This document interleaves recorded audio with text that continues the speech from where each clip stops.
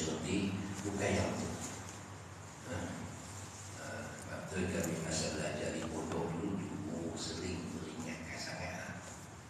Wali arwah tu wali doa, arwah baru dia meninggal tu saya yang paling muda, yang paling dia lebih muda yang tapi banyak kitab saya habis dengan dia.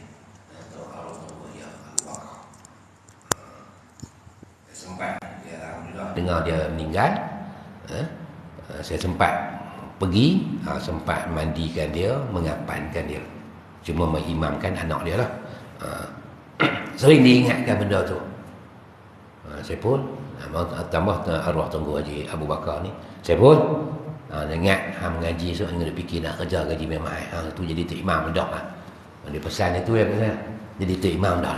Bukan nak kata leceh ngaji pondok dah. Jangan nak niat nak kepada dunia tu. Nak kepada dunia tu. Dia mari sendiri. Hak dunia tu dia mari sendiri kalau kita nak pada akhirat. Tok imam mengaji dulu mana ada niat jadi tok imam pun. Kan? Tak ada niat jadi tok imam pun. Pakru mengaji tak niat pun jadi ustaz. Kan? Aku nak mengaji mata-mata untuk perbetulkan kita ni, nak perbetulkan tak ada lain. Aku nak betulkan amalan aku je.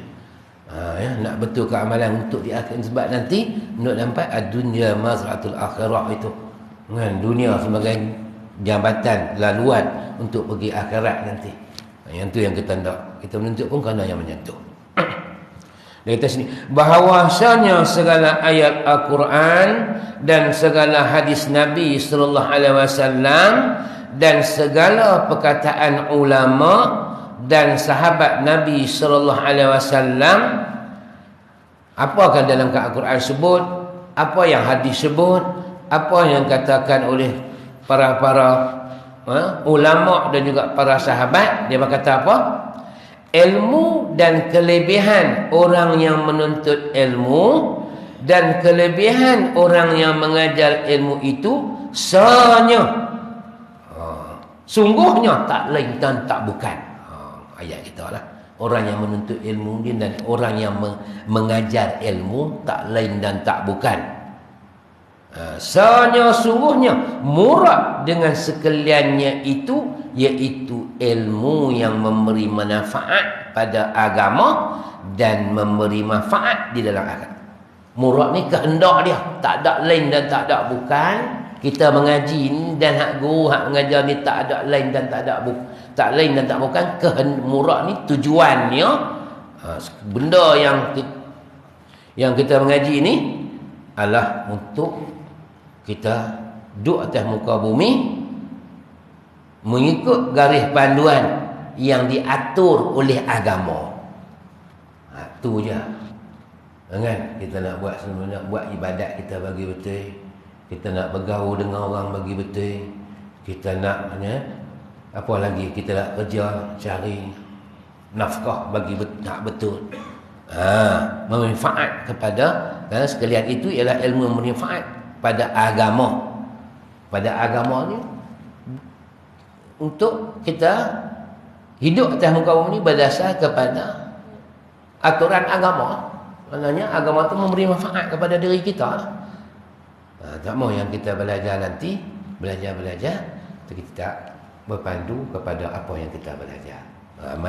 Ramai orang yang belajar ni kadang-kadang belajar sampai ke peringkat PhD, belajar sampai ke peringkat habis bukan satu universiti, 2-3 universiti, tapi sifat dia tak nampak seperti mana orang beramai macam tu. Setengah tu satu aja. Dalam kita satu aja dia ngaji satu pondok aja, satu universiti aja, tapi perangainya memberi faedah pada agama, tak memalukan agama. Dan juga di sini kata manfaat di dalam akhirat. Maknanya dapat dinilai. Ilmu tu nanti dinilai di akhirat nanti. Sebab kita buat jadi betul. Itu yang kita nak. Seperti mana? Seperti yang disebut oleh Syekh Ibn Abbad dan lainnya yang telah tersebut dahulu itu. Bagaimana yang disebut oleh di depan-depan tadilah. Itu dia beri peringatan. Syahdan ni ingat.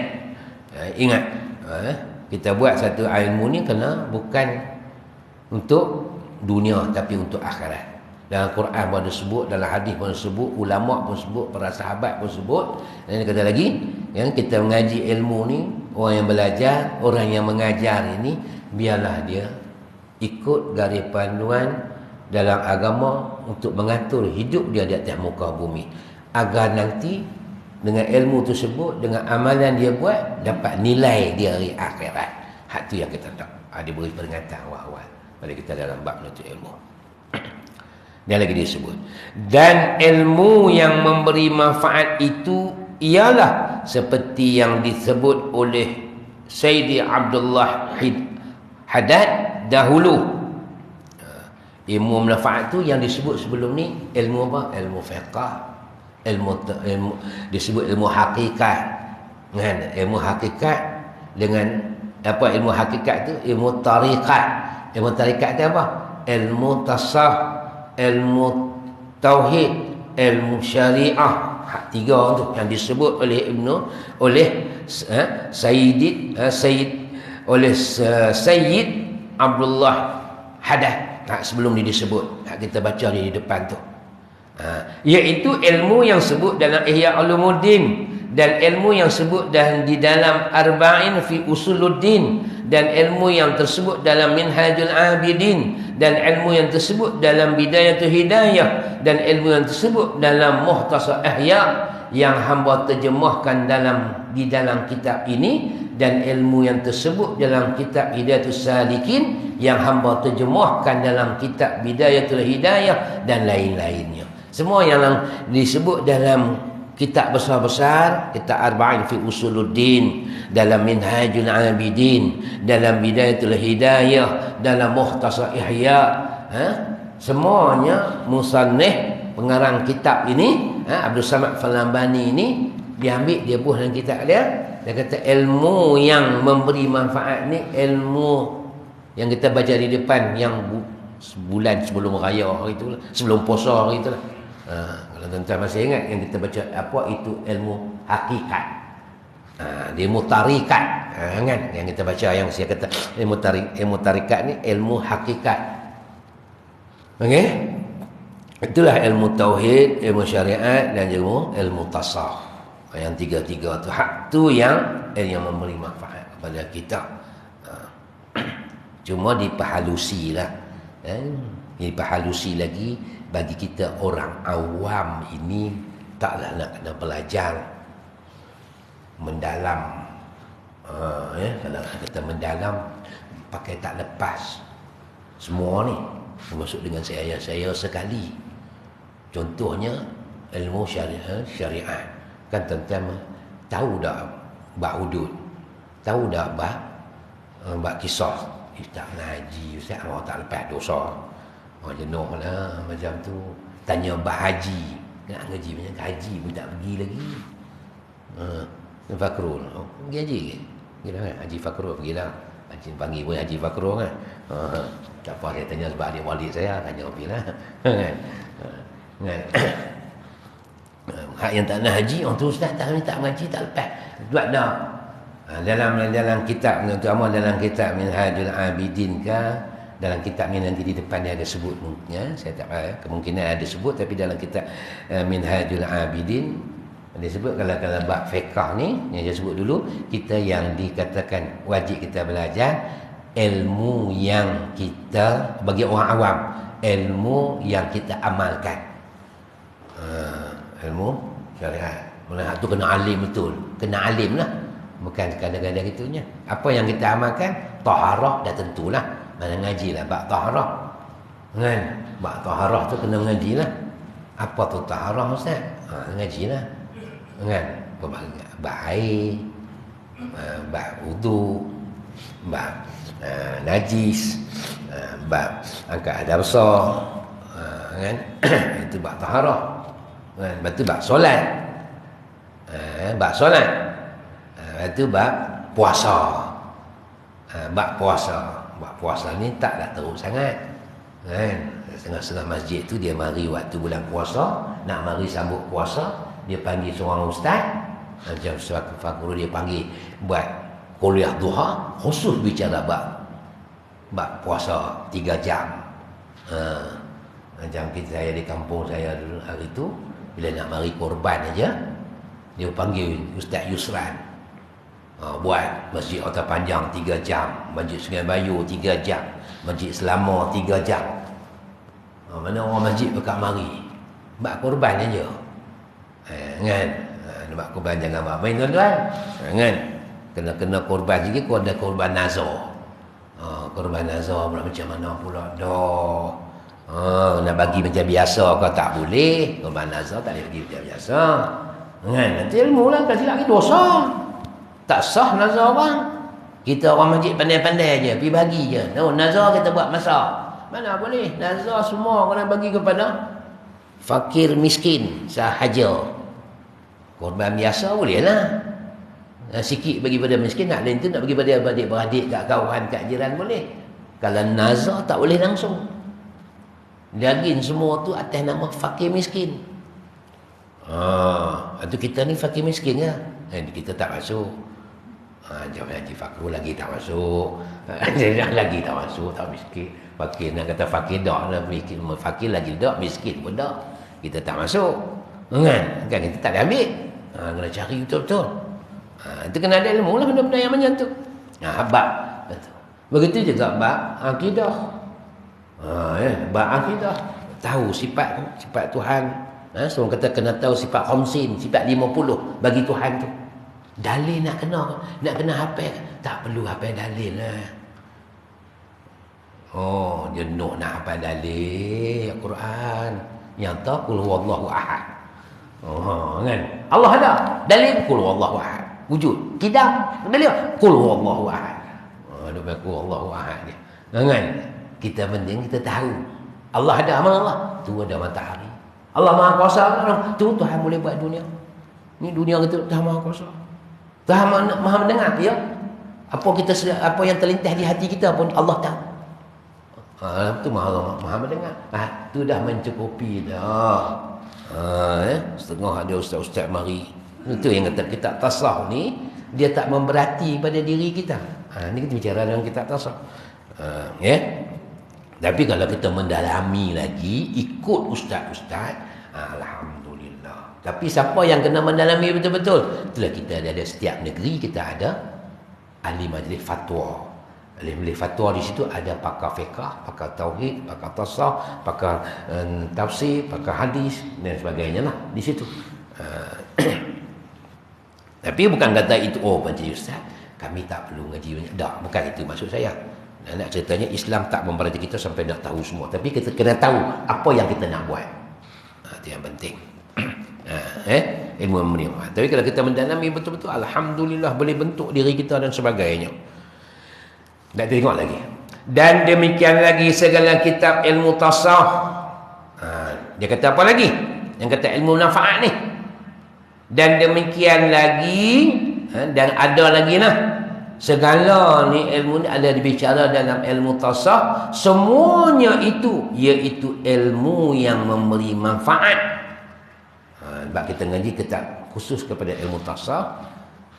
Dia sebut semua itu iaitu ilmu yang memberi manfaat, kerana kitab-kitab tasawuf itu telah terkandung di dalam ilmu usuluddin dan ilmu fiqh yang fardhu. Karena dia kata apa? Ngaji ilmu tasawuf ni cara langsung. Dalam kitab ilmu tasawuf ni dia ada bicara tiga-tiga. Tuan-tuan carilah dalam kitab Arba'in fi usuluddin, dia akan sentuh peringkat pertama. Cerita bab hati. Bab hati, bab ilmu, bab kewajipan mengaji dan sebagainya. Lepas tu dia sentuh bab fiqh. Lepas tu sikit. Lepas tu dia sentuh bab akidah sikit. Dia sentuh juga dalam kitab. Beza dengan kitab fiqh. Kitab fiqh dia bicara bab fiqh je lah. Bab tasawuf dia bicara kalau bab akidah je lah. Tapi tasawuf dia ada tiga-tiga. Dan buka lah kitab mana pun. Sama dalam Minhajul Abidin, sehingga pegangan kitab kita dalam mazhab tasawuf kita berpegang kepada kitab Ihya Ulumuddin. Kita pegang dalam kitab Ihya Ulumuddin. Beliau tanya, kamu mazhab tasawuf kamu sama?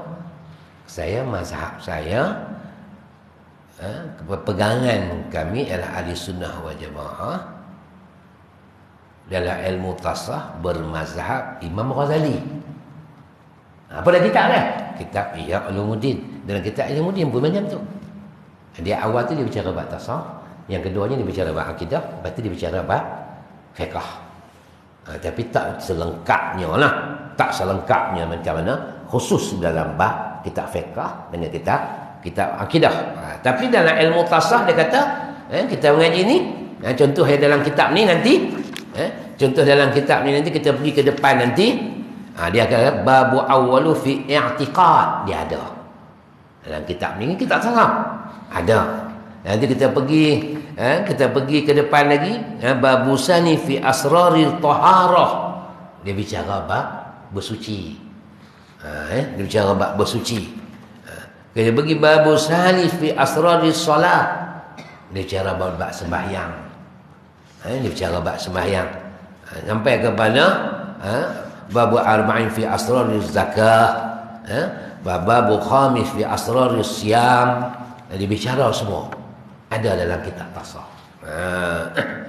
Dia kata ada lagi dalam kitab tasawuf, kerana dalam kitab tasawuf tu dia memberi manfaat sangat kalau kita ngaji kitab tasawuf, sebab dalam kitab tasawuf ni dia ada selit tiga ilmu.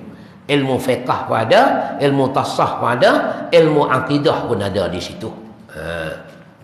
Dia kata yang tiada dapat dan yang tiada dapat tak ada tempat lain, hal lain tak ada, daripada mengetahui akan dia oleh segala orang yang suluk, yakni orang yang menjalani jalan akhirat.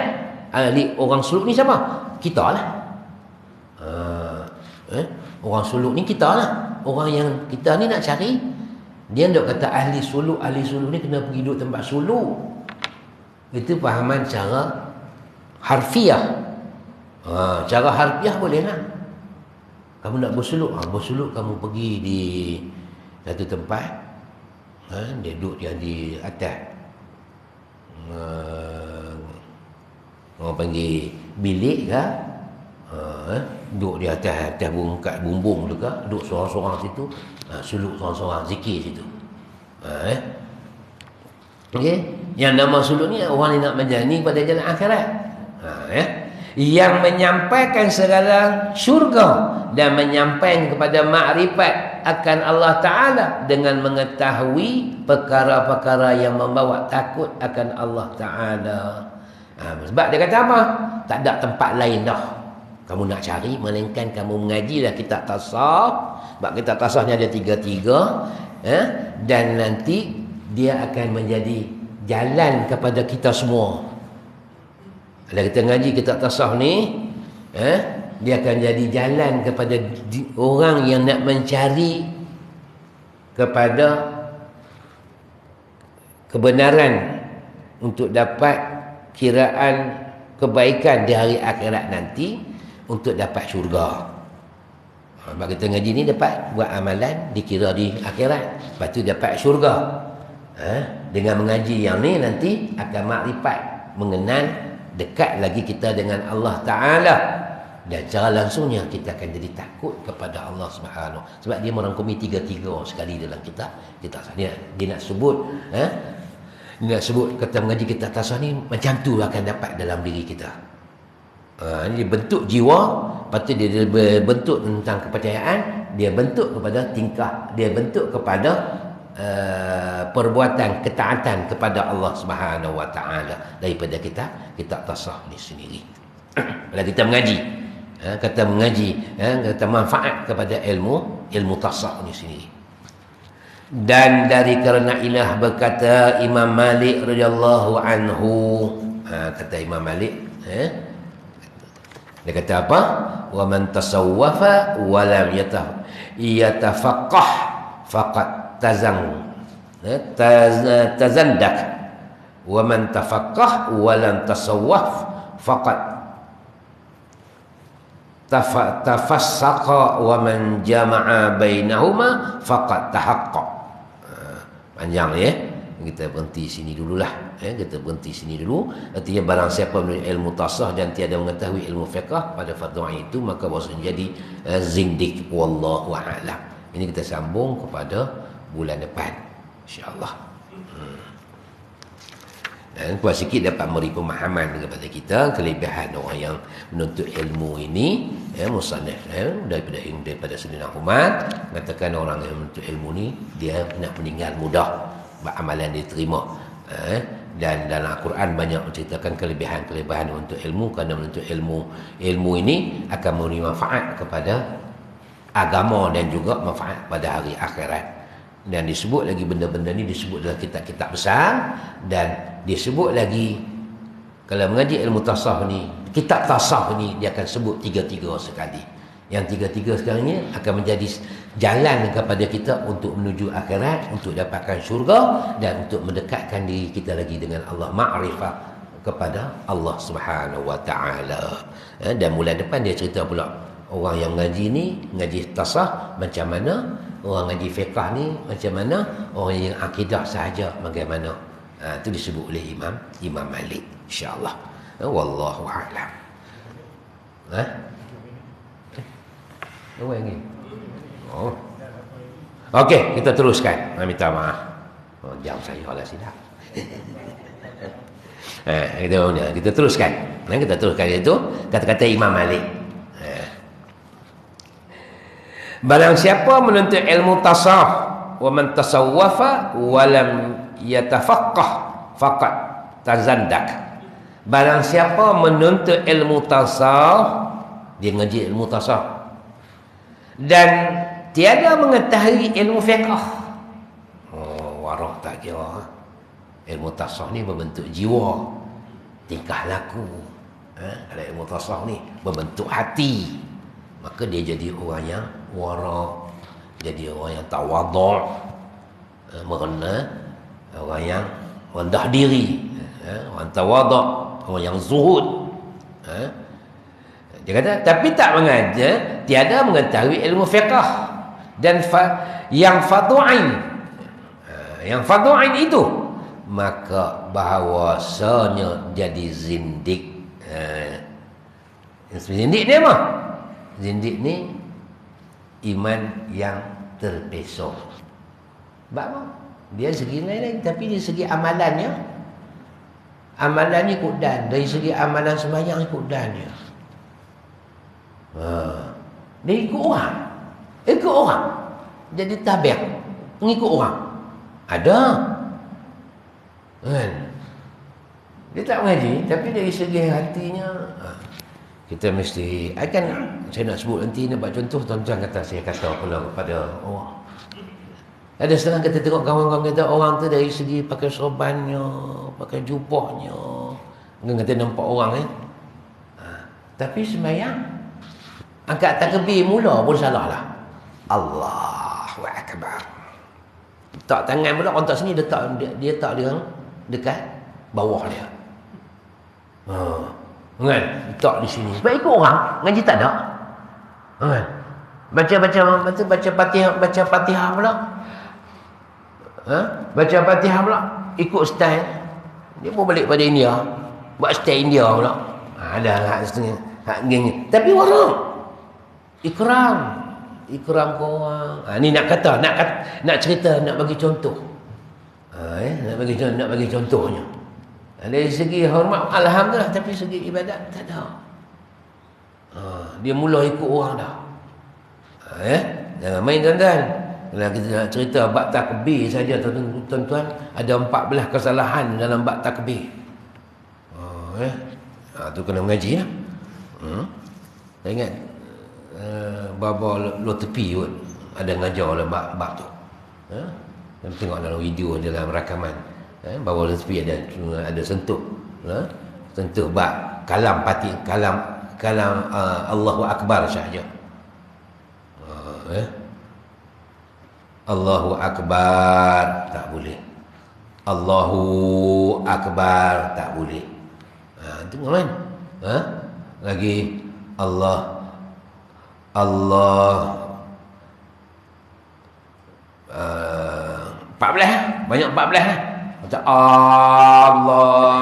Allahu Akbar. Nya panjang, banyakkan Allah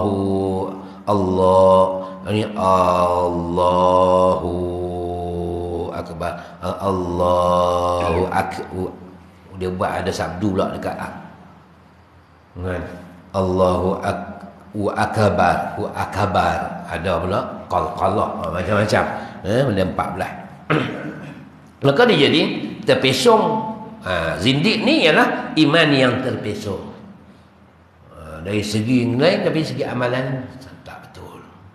Amalannya tak betul. Dan barang siapa menuntut ilmu fiqah dan tiada menuntut ilmu tasawuf, maka bahawasanya jadi fasik. Jadi fasik, jadi jahat. Memang kata habis ke orang lain semua salah. Yang paling kita rasa ghalat dan rasa kecewa, ada kalangan-kalangan yang macam ni, dia kata kitab tasawuf yang ada ni tak boleh diguna. Sampai ada, bukan kata orang ni, ada pada kalangan ustaz sendiri pada sebut kitab tasawuf yang kita baca ni semua macam acak sahaja. Oi, itu anak didik jiwa macam mana? Hang besar mana? Tak maulah. Tu yang bila orang tak nak tasawuf, dia jadi takbur. Sama ada dia ustaz ke dia tak. Ni bukan kira ustaz tak ustaz. Ya ustaz tak ustaz. Wah, ustaz ni cukup bahaya. Pada senang dia, cukup ujian. Dia kalau silap-silapnya dia suka menghukum orang. Menghukum orang. Dia tak boleh menghukum orang, dia boleh mencerita hukum. Dia boleh mencerita hukum. Sebab dia nak menghukum orang, dia kena selidik betul dulu. Tahu dia punya fakta, jalan cerita semua cukup, baru boleh bagi hukum. Ni dengar je sesat lah. Tu kapek lah. Mudah benar. Kan, mudah benar tu pasti lah. Kan, mudah benar. Berarti Imam Ghazali dalam bab dosa agama tu, dalam bab pembahagian dosa yang terakhir yang ke-6 tu ialah dosa kerana dosa agama tu, ya, yang kita menghukum orang tu kafir, orang tu fasik, orang tu zalim, dia cukup hati-hati dalam Imam Ghazali. Sebab Allah tak tanya kepada kita nanti hari akhirat, kenapa kamu tak kata dia kafir? Tapi Allah akan tanya pada kita, kenapa kamu kata dia kafir? Maka jangan ambil jalan susah. Sebab tu dalam majlis fatwa pun, kita tak, dalam majlis fatwa pun, dia tak keluar satu fatwa kata ajaran itu ajaran kafir, ajaran salah. Ajaran salah, ajaran yang menyelewengkan. Sebab dia memberikan implikasi yang besar dalam bab hukum nanti. Kata, oh tu takut benar nak kata orang kafir. Takut kita dapat maklumat salah. Sebab nanti mula bukan kata hakim je yang duduk sebelah kakinya dalam, sebelah kaki dalam syurga, sebelah kaki dalam neraka. Ahli fatwa pun sama, sebab dia bagi hukum. Satu-satu hukum tu. Macam baru ni ada satu ajaran amma. Allah Muhammad, Muhammad Allah. Allah itulah Muhammad, Muhammad lah Allah. Tuan-tuan jangan main. Betul Ustaz, jarak pengikut dia ramai tuan-tuan. Pengikut dia ramai. Ni ada satu ajaran Imam di Tanjung Malim. Ada 140 hektar kawasan dia membangunkan. Dia asal daripada seorang penjual insurans. Lalah dia merupakan Imam Mahdi yang akan bangkit di akhir zaman. Oh, siapa duduk situ, bila turun Dajjal dia akan selamat sebab Imam Mahdi ada situ. Tuan-tuan nak selamat pergi kat Ulu Selim tempat dia. Tapi kita nak tunggu nak ni lah, nak embus tunggu fatwa je. Tapi itu pun kita tak kata dia ajaran kafir. Yang kita ajaran yang menyeleweng. Mereka terang-terang macam apa ni? Yakin. Tu terang-terang, yang terang-terang dah. Terang dah. Okey, tak apa, kita tengok sini. Tapi orang yang belajar fasik jahat orang ni. Orang jahat. Dan barang siapa menghimpunkan antara keduanya, maka bahawasanya jadilah ia ulama ulama yang muhaqqiq, yang arifil billah, iaitulah yang bernama ulama ahli sufi, yang menghimpunkan mereka itu antara syariat, tarikat dan hakikat. Tapi kalau dengan ilmu tasawuf, dia ada ilmu fiqh, ini ahli disebut sebagai ulama yang sebenarnya, yang muhaqqiq, yang sebetulnya. Itu yang disuruh. Dan yang betul mana? Yang mengenal Allah Subhanahu wa taala, yang disebut sebagai ulama ahli sufi. Sebab tu kalau kita mengaji kitab-kitab, kalau dia terang macam contohnya Imam Syafi'i. Imam Syafi'i ini ahli fiqh, ahli tafsir, ahli hadis, ahli sufi. Ahli sufi. Masuk di situ. Termasuk di situ. Kata Ustaz, kami ini masuk ahli sufi ke? Tuan-tuan yang belajar fiqh, belajar ilmu tasawuf, belajar ilmu hakikat, dia mengikut acuan daripada 3 ilmu tersebut, tuan-tuan juga termasuk ahli sufi. Tapi kita tak kata apa ahli sufi lah. Tu yang boleh sat duduk masjid ni, sat duduk masjid sana. Yalah, kita sebab pindah kereta. Tok guru dulu ya dah dia tak tahu hilang pergi macam tu aja. Sebab apa? Sebab mereka ni menghimpun, belajar tiga-tiga. Bab sembahyang jaga, bab ibadat depa jaga, bab keikhlasan, keyakinan, perhambaannya kepada Allah. Lepas tu dalam bab ilmu hakikat, ilmu tasawuf pun, segi penampilan, dari segi kelakuan dan sebagainya, mencerminkan orang yang ada ilmu, ahli sebagai ahli sufi. Itu yang disebut oleh Imam Malik. Imam Malik ni kalau dikenal sebagai apa? Imam mazhab tu lah. Dia kenal sebagai ahli ilmu hadis. Tapi dia sebut kalau dikenal dia ada ilmu hadis. Sepatutnya dia pejuang lah. Siapa tak mengaji ilmu hadis? Geng-geng tu. Hak dia kata hadis. Imam Malik sendiri pun mengiktiraf, tuan-tuan. Ilmu tasawuf ni. Mari yang baru mengaji, kita mengaji kitab hadis 40 pun bukan kata hafal tak pun. Kan? Itu pun kata ilmu tak boleh. Ini tak penting. Ikut hadis. Apa yang hadis kat memang betul, tak nafikan. Cuma kita beriman pada hadis. Tapi jangan menolak ilmu yang dibawa, yang dipegang oleh orang lain yang berdasar juga kepada hadis. Tak mau macam tu. Ni Imam Malik sendiri dia ulama hadis, dia juga mengiktiraf. Maka yang kata dia, orang yang mengaku dia tu ulama hadis tapi menolak ilmu tasawuf ni, itu bukan ulama hadis lah. Dengan ulama Imam Malik sendiri sebagai ulama hadis juga mengiktiraf, mengatakan yang demikian. Dan segala kitab Imam Ghazali rahimahullahu taala yang tersebut itu, iaitu telah terhimpun di dalamnya itu usuluddin, iaitu ilmu i'tiqad, ilmu fiqh, dan juga ilmu ibadah. Wallahu a'lam. Kita berhenti situ insya-Allah.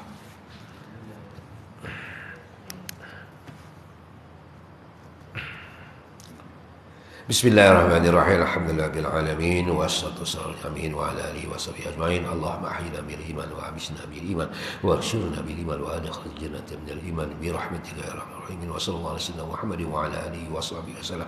Walhamdulillahirabbil alamin. Assalamu alaikum warahmatullahi wabarakatuh.